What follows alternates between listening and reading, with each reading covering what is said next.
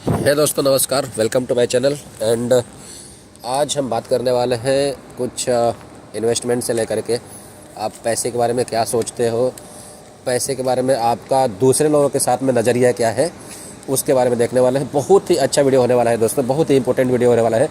अगर आप पैसे से परेशान हैं, पैसे को लेके तंग में रहते हैं, ठीक है, तो देखो एक्चुअल में जो हम अपने अगल बगल में देखते हैं उसी को हम लोग फॉलो करते हैं। अगर आप देखोगे कि आपका घर में लोग आईएएस की तैयारी कर रहे हैं तो आप भी आईएएस की तैयारी करोगे, मोस्टली आप आईएएस की तैयारी करोगे।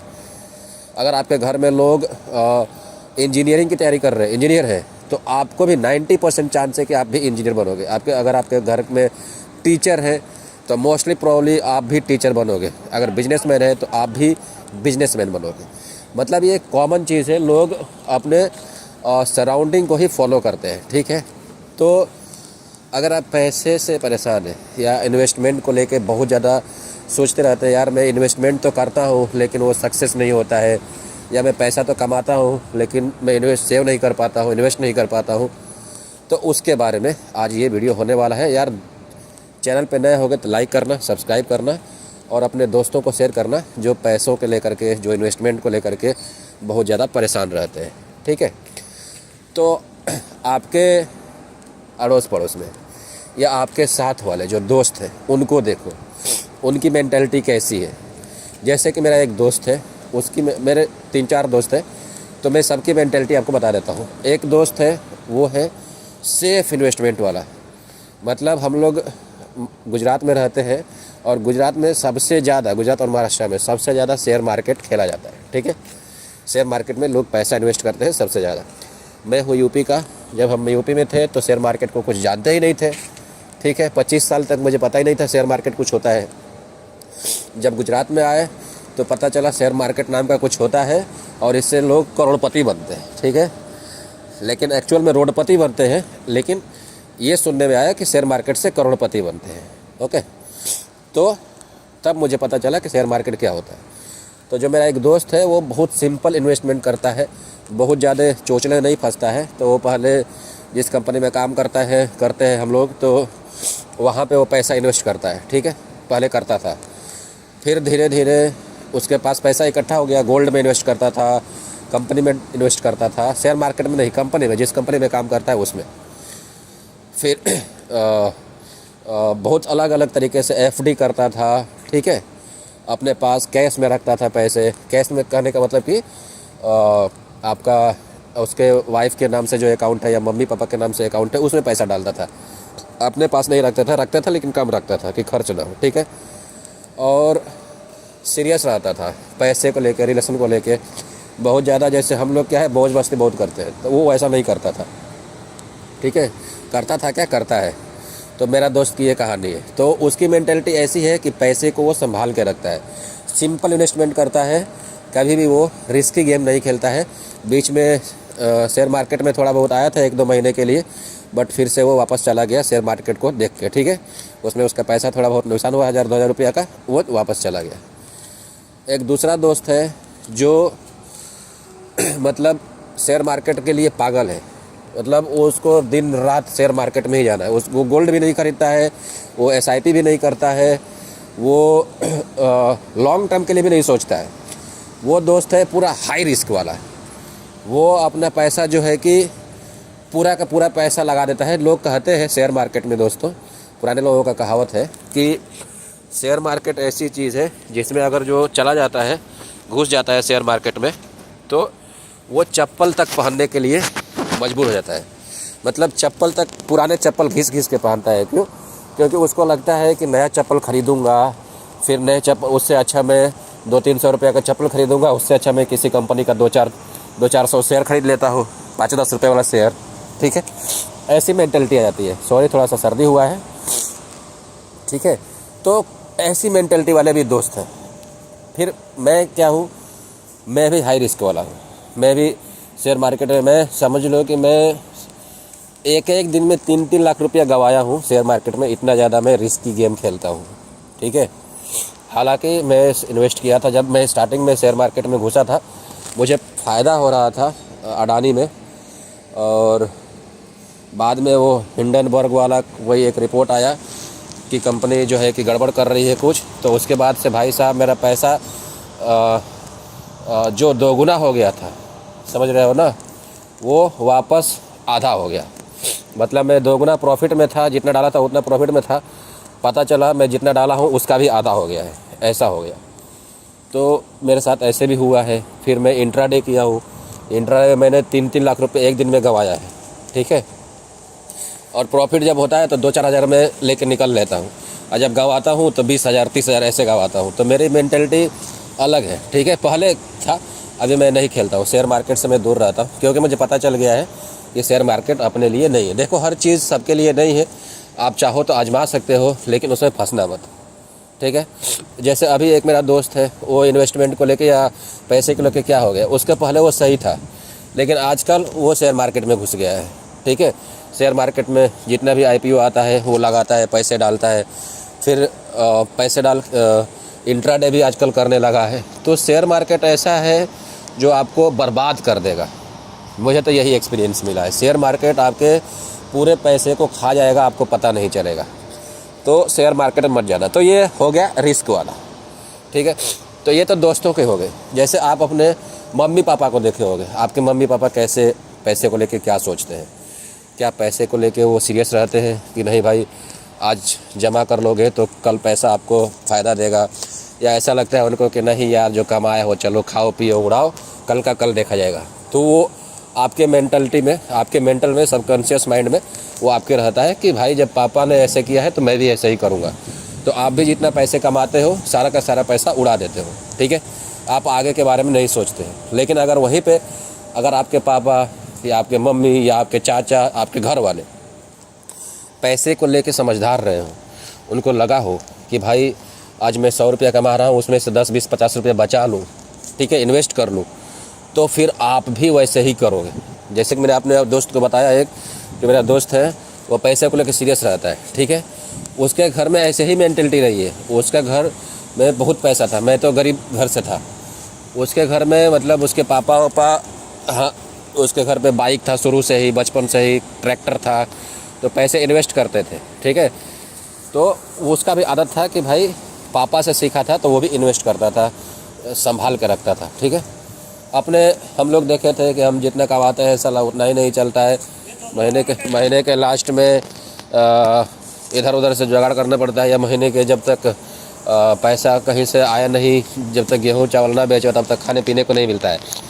तो ऐसी कंडीशन रहती थी। तो वही हमारे माइंड में अभी तक ऐसे ही चल रहा था, अभी तक मतलब 2-4 साल पहले तक। लेकिन मेरे दिमाग में मैं क्या आया, मैं बहुत सारा बुक्स पढ़ा, बहुत सारा वीडियोस देखा, तब से मेरा दिमाग चेंज हो गया।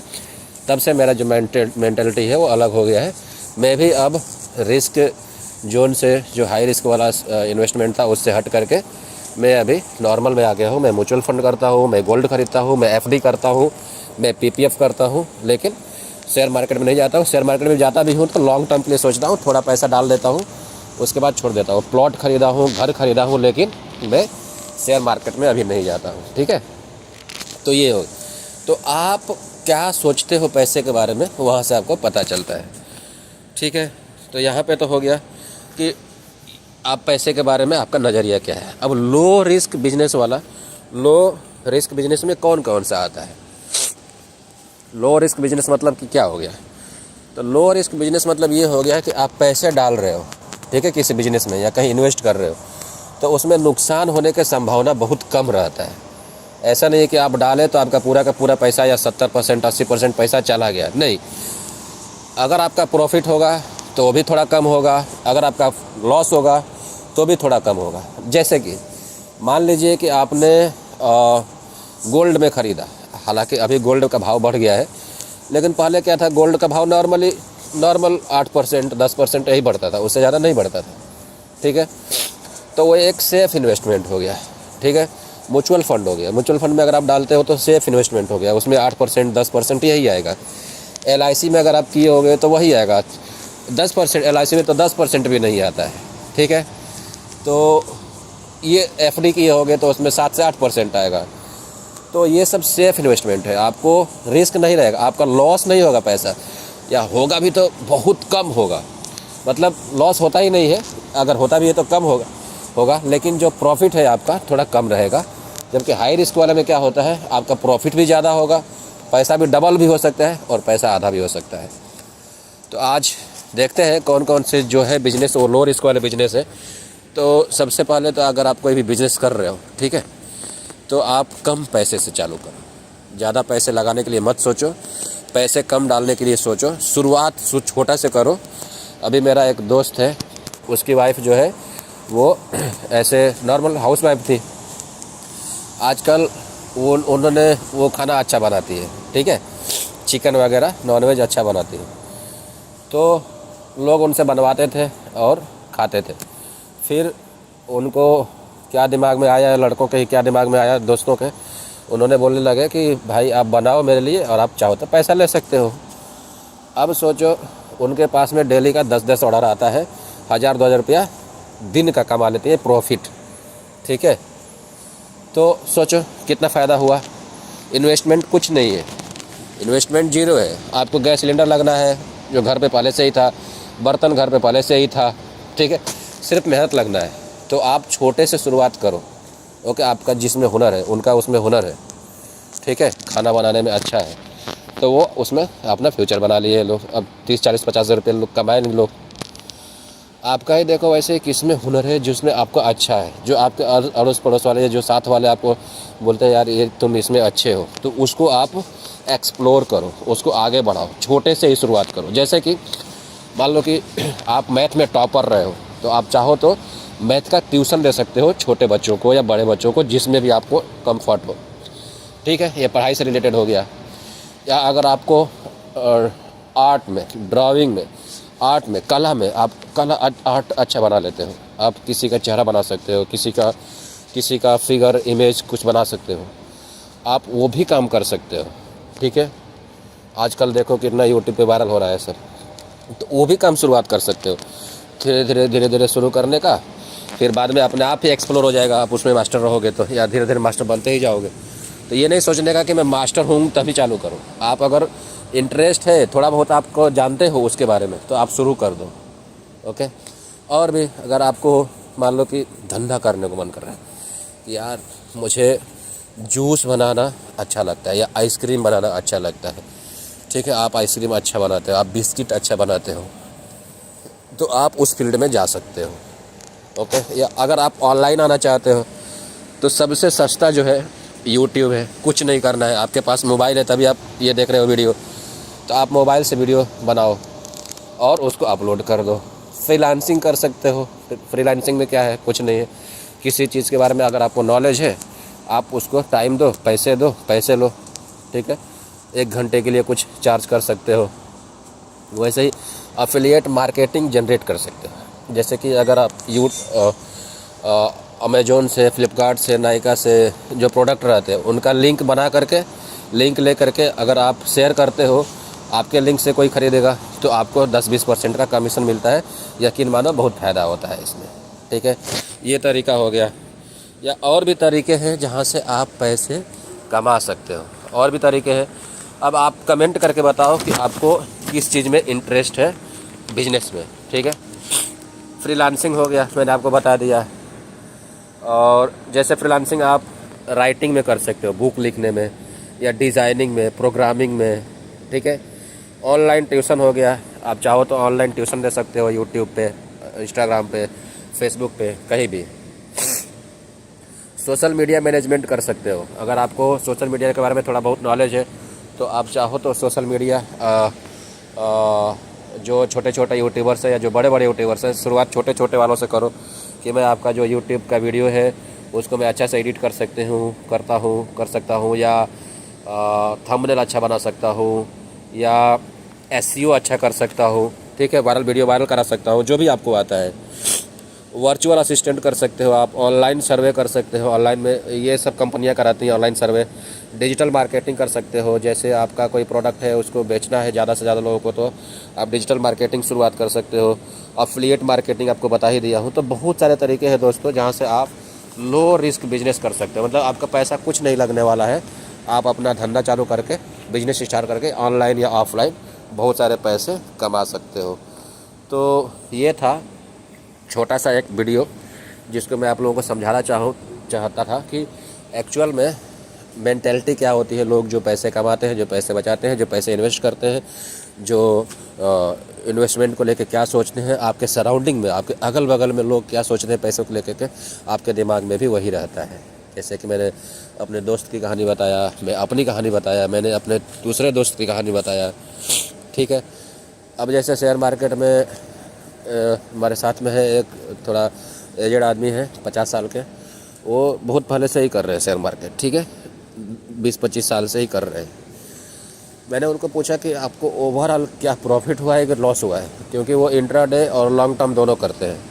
लॉन्ग टर्म हालांकि कम ही करते हैं, इंट्राडे ज़्यादा करते हैं। तो उन्होंने बोला कि मैं ओवरऑल लॉस में ही हूँ। अब सोचो, जो आदमी 25 साल से शेयर मार्केट में घुसा हुआ है वो ओवरऑल लॉस में है, ठीक है। उनकी ज़िंदगी निकल गई शेयर मार्केट करते करते। तो हम तुम क्या है, ओके। वहीं पे एक और आदमी, उनके ही दोस्त हैं, वो लॉन्ग टर्म इन्वेस्टमेंट करते हैं। वो शेयर लेके छोड़ दिए हुए हैं, ठीक है। उनके पास जितना भी एक्स्ट्रा पैसे हैं, वो मान लो कि उनके पास 10 लाख रुपया है, तो वो 2-4 लाख रुपये का, 5 लाख का शेयर लेके छोड़ दिए हुए हैं। उसको कभी टच नहीं करना है, कभी देखना नहीं है। तो वो प्रॉफिट में है। वो 5 का शेयर लिए थे, फिर कंपनी बोनस दिया, वो 10 हुआ, फिर 10 का शेयर बोनस दिया, मतलब वो भी 20-25 साल से ही शेयर मार्केट में है, लेकिन वो प्रॉफिट में है, वो लेके छोड़ दिए। तो आप ऐसा करोगे तभी आपका प्रॉफिट होगा।